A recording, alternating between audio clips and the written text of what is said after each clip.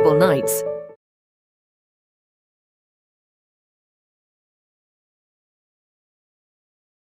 जैसे कि यह असली है। हंसते हुए तन्वी ने फिर अपनी आंखें घुमाई। आदित्य अलौकिक चीजों के बारे में थोड़ा जानता था और एक नज़र में ही समझ गया था कि तन्वी अंधकार में ऊर्जा से भरी हुई थी। हालांकि उसे यह नहीं पता था कि इसे कैसे भगाया जाए। वह अपनी साधक होने की सच्चाई को स्वीकार करते हुए केवल अपने अनुमान के मुताबिक कोशिश कर सकता था। फिर आदित्य ने तन्वी के माथे की ओर अपना हाथ बढ़ाया। तुम क्या कर रहे हो? तन्वी ने उसे घूर कर देखा। आदित्य ने कहा, मैं उस चीज को भगाने में मदद कर रहा हूँ जिसे बुरी चीज कहते हैं। तुम भूत भी कह सकते हो, इसलिए अपनी आंखें बंद करो। हो, तन्वी ने आदित्य को तिरस्कार भरी नजर से देखा लेकिन आज्ञाकारी ढंग से अपनी आंखें बंद कर ली। आदित्य उसके माथे पर नेगेटिव एनर्जी का एक घना धब्बा महसूस कर सकता था।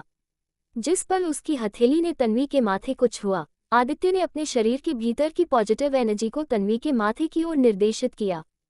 तन्वी का माथा धीरे धीरे हिलने लगा।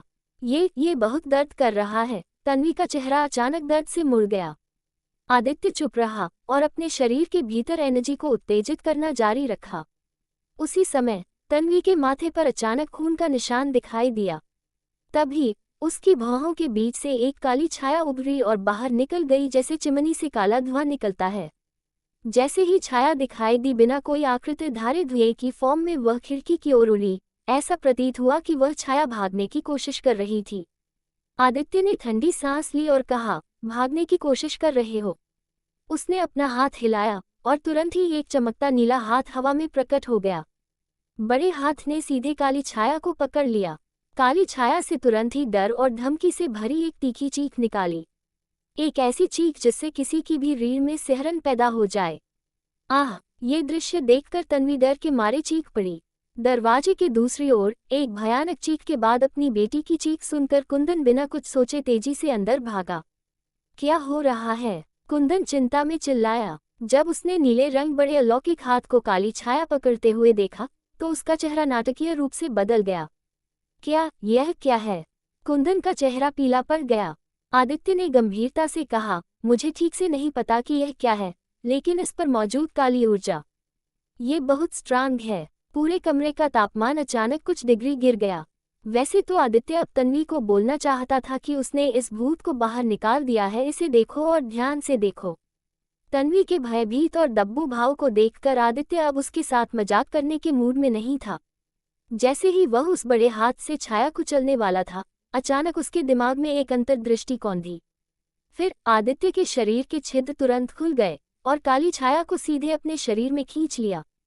क्या हो रहा है? आदित्य भी दंग रह गया। ये स्पष्ट रूप से अंधकार में ऊर्जा थी, जो आदित्य द्वारा विकसित की गई एनर्जी के विपरीत थी। तो उसका शरीर इसे कैसे समाहित कर सकता था? सबसे महत्वपूर्ण बात यह है कि डार्क एनर्जी को समाहित करने के बाद आदित्य अपनी ताकत में साफ साफ एक अच्छा खास उछाल महसूस कर सकता था। क्या ऐसा हो सकता है कि मैं एक ही समय में पॉजिटिव और नेगेटिव एनर्जी दोनों की खेती कर सकूं? आदित्य को अचानक कुछ ख्याल आया और वह बहुत खुश हुआ। काली छाया की डार्क एनर्जी को समाहित करने के बाद आदित्य के हाथ में कुछ अजीब सी हलचल हुई और एक काला धब्बा बना। उस धब्बे में से 3 अनाज के दाने निकले और धब्बा गायब हो गया। सड़ा हुआ अनाज। आदित्य की भौहें एक बार फिर सिकुड़ गईं। अनाज के दानों में छोटे छोटे कीड़े चल रहे थे। आदित्य ने अनाज के दाने तन्वी को देने के लिए आगे किए। जल्दी करो, इसे हटाओ, इसे हटाओ। अपनी आंखों से भूत देखने के बाद तन्वी में अब कीड़े को देखने की हिम्मत नहीं थी। उसने जल्दी से अपनी आंखें ढक ली और पीछे हटती चली गई। आदित्य ने इसे कुंदन को सौंप दिया और गंभीरता से कहा, अंकल, यह आपके घर का अनाज था जिसको कभी तन्वी ने छुआ था। इन पर किसी तांत्रिक क्रिया का असर है। कुंदन के चेहरे पर गंभीरता के भाव उभरे। मैंने कभी नहीं सोचा था कि इतने छोटे अनाज के दाने किसी क्रिया के बाद इतने डरावने हो सकते हैं। आदित्य हंसा और बोला, तांत्रिक तो कपड़े, बर्तन, पानी, यहाँ तक कि आपके बाल पर भी क्रिया कर सकते हैं। ये कुछ भी नहीं है। फिर आदित्य ने गंभीरता से कहा, आपको सोचना चाहिए कि क्या आपने किसी को नाराज किया है। कुंदन ने कड़वी हंसी हंसते हुए कहा, क्या मेरी स्थिति में किसी को नाराज न करना असंभव नहीं है? ये सच है। इस पद पर चढ़ने के लिए किसी को कई लोगों पर कदम रखना होगा। आदित्य ने अपने हाथ में आध्यात्मिक अग्नि प्रज्वलित की और अनाज के दानों को राख में बदल दिया। तन्वी और कुंदन पर इस घटना का गहरा प्रभाव पड़ा। अंकल, जब भी आपको समय मिले तो आपको उसके साथ अधिक समय बिताना चाहिए, आदित्य ने तन्वी की ओर देखते हुए कहा। कुंदन ने सिर हिलाया और कहा, मैं पूरी कोशिश करूंगा। अगर और कुछ नहीं है तो मैं अभी चलता हूँ। आदित्य ने विदा ली और फिर चला गया। पिछली रात रूबी के साथ बिताई थी तो आज आदित्य को अपना घर बहुत ज्यादा खाली महसूस हो रहा था। इसलिए वह घर जाने की बजाय एक होटल में चला गया। जब वह होटल लौटा तो वह काफी देर तक सो नहीं सका। उसके मन में वही अंधकार में ऊर्जा भरी हुई थी जो उसके शरीर में प्रवेश कर चुकी थी।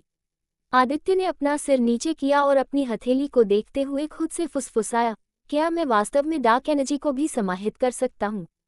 इस समय आदित्य की भावनाएं बहुत जटिल थीं, जिसमें खुशी और चिंता दोनों का मिश्रण था।